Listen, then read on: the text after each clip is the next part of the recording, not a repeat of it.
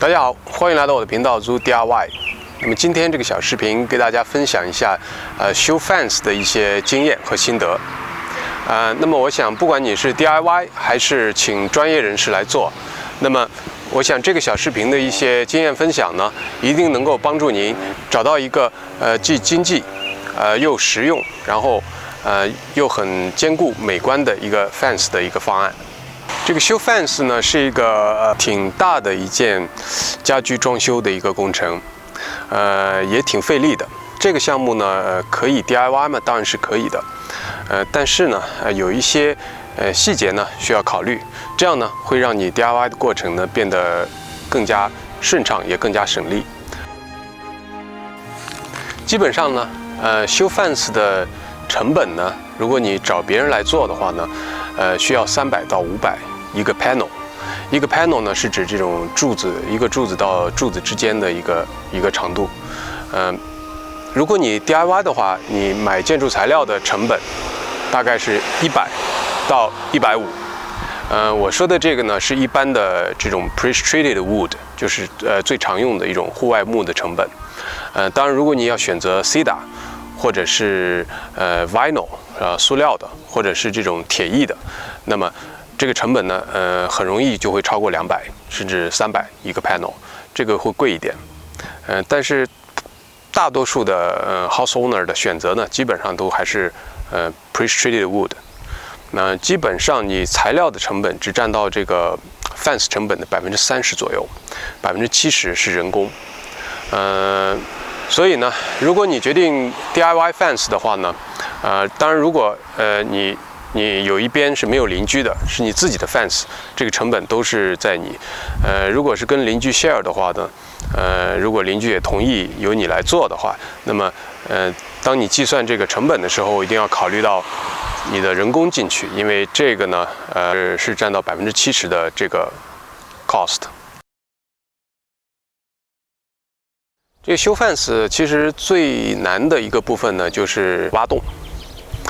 这个挖洞呢是挺辛苦的，然后当然了，工具呢其实可以很简单。好，这个呢其实就是我用到的2个挖洞的工具，一个呢叫 hole digger， 这个呢实际上就相当于中国以前考古学家用的洛阳铲，它呢可以垂直的把这个洞挖下去，而不会形成一个锥形，所以挖洞的时候一定要注意，一定是一个直筒。另外一个工具呢，根据你土壤的情况，因为我这个粘土地下面有很多的石子儿，石子儿呢是非常难挖的。如果遇到石子儿的话，像这种东西它是下不去的。即使你租了一些地钻之类的东西，它碰到石子儿也会，那个发动机也会停掉。所以这个呢，就是把这个土壤把它多松掉，然后可以把这个石子儿取出来。这个是纯铁的，还比较重的。那么这一边呢，实际上是一个 tapper， 实际上在你回填的时候，有一些土填回去以后，可以用它来把它压实掉，所以这个工具还是蛮管用的。在多伦多这边，基本上都是粘土，叫 clay。这个粘土呢是比较难挖的，而且呢，这种住宅用地下面，一般建筑商在下面垫的土呢，有很多这种碎砖块啊、碎石头之类的东西，所以呢，相对呢比较难挖。在 Home Depot 和 Lowe's， 你可以租一些机器，那种带发动机的，然后可以有1个人操作的，也有2个人操作的，配那种大的地钻头，你可以用它来钻，可能会省一些力。如果您的这个住宅呢是建立在那种沙质土壤之上，那么这个工具呢是非常非常有效的。但是如果是粘土地或者有很多石头的话呢，很有可能这个工具呢也钻不下去，有可能只是在表层的1尺2尺钻一下，然后就下不去了。这样呢还是需要大量的人工用人手来挖。所以呢，而我呢，因为我这个地呢是粘土地，所以我就没有去租那个工具，因为租的话可能也只能挖下1尺，那么下面还是要用手来挖，所以这个部分呢是非常非常辛苦的。这个呢要有所预期吧。如果你决定自己做的话，外面呢也有一些公司，说呢可以帮你挖洞。那么这个挖洞的费用呢，在多伦多这边大概是150到200挖一个洞，还是蛮贵的。我拆除这个篱笆立柱的时候，一般第一个事情我想做的呢，就是把这个立柱呢连同这个水泥完全取出来。当然了，这个呢需要一些 lucky， 有的情况下很容易把它取出来了，有些情况下呢你取不出来也就只好放弃了。第二种情况呢是这个木桩取出来了，但是水泥的座基还在地里面。这种情况呢，这个座基呢如果状态非常好，没有裂，然后很竖直的话呢，你可以 reuse。这个呢可以填一些灰泥进去，把这个新的 post 放进去，然后用一些灰泥把这个缝隙堵起来，就会省掉你很多的工作。当然，如果水泥墩子取出来呢，会省掉你相当大的挖掘工作，你可能再往下面挖一点就 OK 了。当然有很多情况呢没那么 lucky， 那个墩子实在取不出来。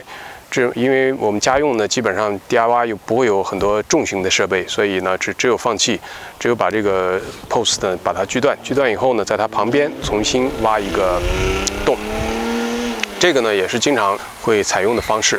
那么这样做呢，就是慢慢挖了，需要一些耐心。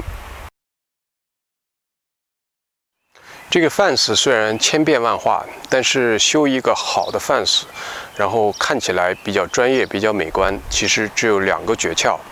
第一个呢，就是 post 的深度。这个 post 的深度呢，实际上是决定了这个 fence 的质量和它的坚固程度。第二点呢，就是这个 post 是不是形成一条直线。如果你的 post set 不好的话呢，歪歪扭扭的，这样的观感就非常的糟糕了。只要这2点做好呢，其实不管你采用什么方式，用做木头的，做铁艺的，还是做 vinyl 的，其实都没问题的。所以 post 是整个 fence 修建过程中最重要的部分。post 应该 set 多深呢？这个问题是很多朋友都关心的。那么我觉得有几个因素。第一个因素呢，就是你准备建造多高的 fence。我给大家的一个指标就是，你 fence 高度的一半应该也是埋在地下的一个长度。例如说，你准备建一个6尺高的 fence， 那么最起码在地下的部分你要埋到3尺那么深，这样呢才比较坚固。还有一个指标就是你 fence 的样式。有一些 fence 呢，它中间是通风的，它不会 hold 住这个风的力量。例如说我修的这个 fence， 它基本上不承受任何的风力，所以这种情况呢，你可以稍微做的浅一点，这个问题不大。但是如果有一些 fence 叫做 privacy fence， 那么它是围得密不透风的。那么在这种情况呢，你就需要挖得更深一点，需要比这种再深个半尺或者1尺，这样呢才能保证它的坚固性。还有一个非常重要的因素，就是你所处的地理位置的霜冻线。在多伦多这边，基本上要挖到3尺以下，在它的那个霜冻线以下。当然了，最好呢是挖3尺半以下吧。为什么这个因素比较重要呢？因为霜冻层呢，因为实际上是它的地质呢是非常不稳定的，每年呢结冰，然后融化，这样呢它这个土壤层都会产生微小的这个位移吧。如果你的 post 完全 set 在这个霜冻层的话呢，经年累月，再加上有时候遇到大风的吹袭，那么你这个地基呢，你这个 fence 呢就容易倾斜掉。所以呢，一定要挖到霜冻线以下。我的这个 fence 呢，基本上都是挖了3尺以上有一些比较好挖的呢，挖了3尺半，但是有一些实在非常难挖，因为它下面呢是clay 是粘土，非常的硬。那么但是呢，我最起码保证呢，它挖到了3尺，因为我这个 fence 呢不到6尺高，大概5尺左右。然后呢，这个 fence 呢它不兜任何的风，所以呢，我觉得应该是没有问题的。然后呢，立柱呢，在北美这边呢，有2种最常用的尺寸，一个是4x4的，然后还有一个是6x6的。那么现在呢，越来越多的人呢喜欢用6x6的立柱，很多人觉得呢，是不是看起来更加 strong 一点啊？那么我的观点呢是，如果你选择 DIY 的话，那么尽量避免6x6的立柱，它的成本也更加高。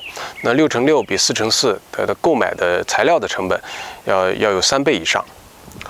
然后呢，它的重量是4x4的1倍都不止。那么一般呢，我用的这种10尺长的4x4的立柱呢，只有30到40磅左右。那么6x6的立柱，如果是你用10尺长的话，应该会超过100磅。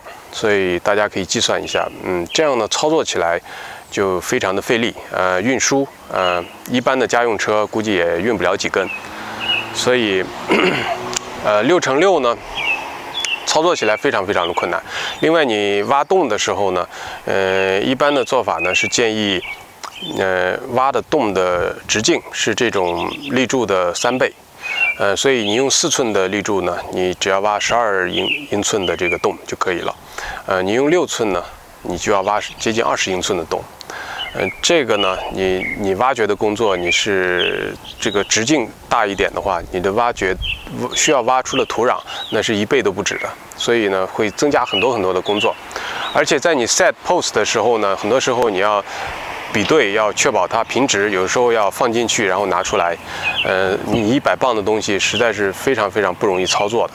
所以呢，我非常建议大家，如果 DIY 的话呢，选择4寸的立柱。那么6寸的会不会更结实呢？不容易倾斜呢？这个呢完全是一个误导吧。其实你的 fence 做得好不好，跟你这个立柱的尺寸呢并没有直接的联系。一个做得很差的 fence， 如果你挖得不够深，或者是set 的时候这个 fence 不是处在一条直线上，那么fence 呢仍然不能 last 很久。那么就算是6寸的立柱，看起来非常的 strong， 但实际上呢，很快呢，它们也就开始倾斜了。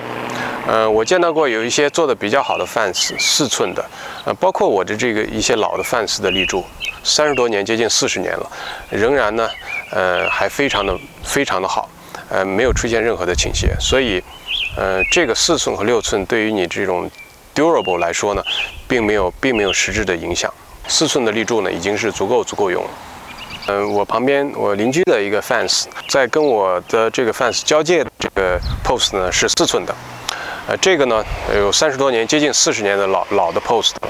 那么大家可以看到，它基本上还是 OK 的，虽然角度呢稍微有一点倾斜，但是呢还没那么坏。但是它旁边这个6寸的立柱呢，这几根呢是刚刚换了，只有4年的。大家可以看到，它歪斜的程度远远超过了这个30多年的老的4寸的 fence， 所以呢，这个尺寸呢不是一个决定因素，你怎么样去建造它才是最关键的。那么用多少水泥呢？我的建议呢是不要用太多。当然了，这个是基于在多伦多这边的经验，因为在这边呢，基本上这个地层呢都是粘土地，粘土呢非常的坚实，所以呢你不需要用太多的水泥。这个粘土本身呢实际上也是非常坚硬的，它已经产生了类似水泥的这种混凝土的这种效果。我非常不喜欢那种混凝土呢露在外面。这个呢第一来呢是非常的不美观，因为你在 landscaping 的时候总会有一段这个混凝土露在外面。二来呢，很有可能说明这个 fence 呢，它的洞挖的不对，它挖成了一个畸形，而不是一个圆筒形。那么我修这个 fence 的时候，我的经验呢，包括我修侧面还有另外一面的 fence， 几年前修的，几年过去了呢，效果非常好，没有出现任何的位移。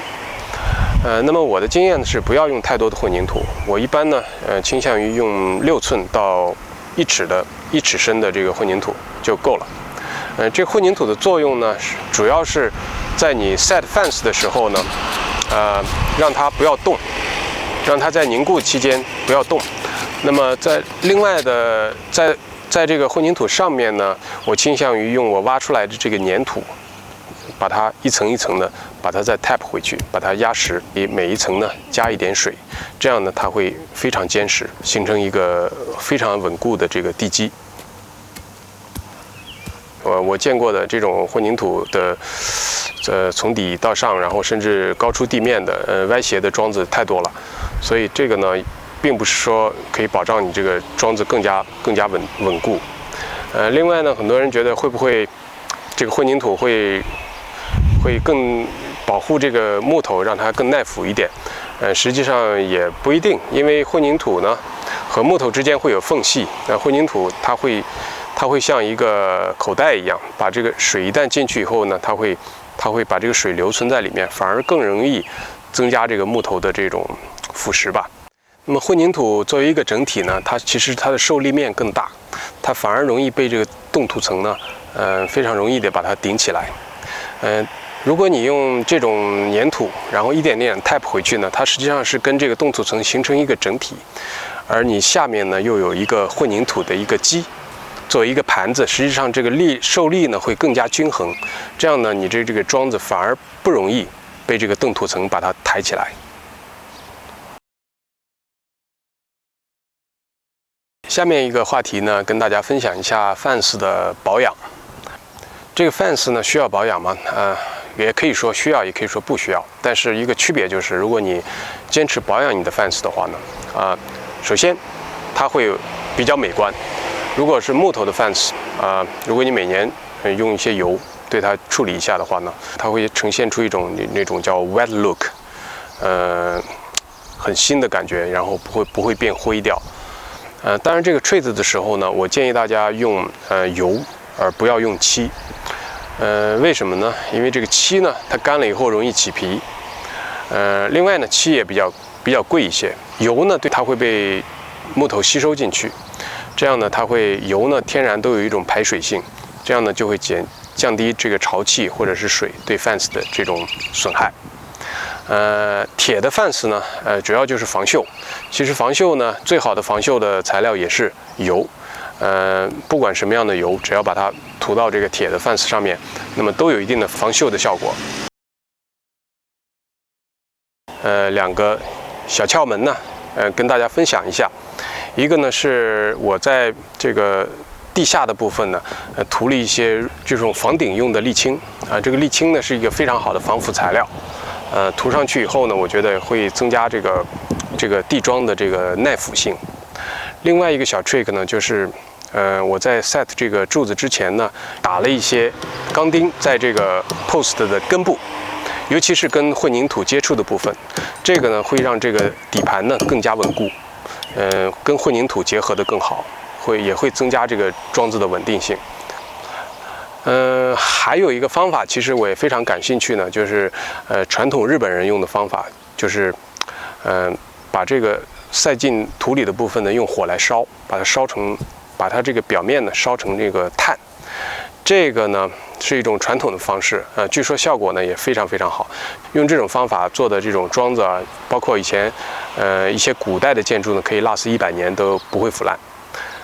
这个的原理其实很简单，就是用高温把这个木头里面的一些微生物把它杀掉，这样呢它埋下地里面以后呢就不会再腐烂了。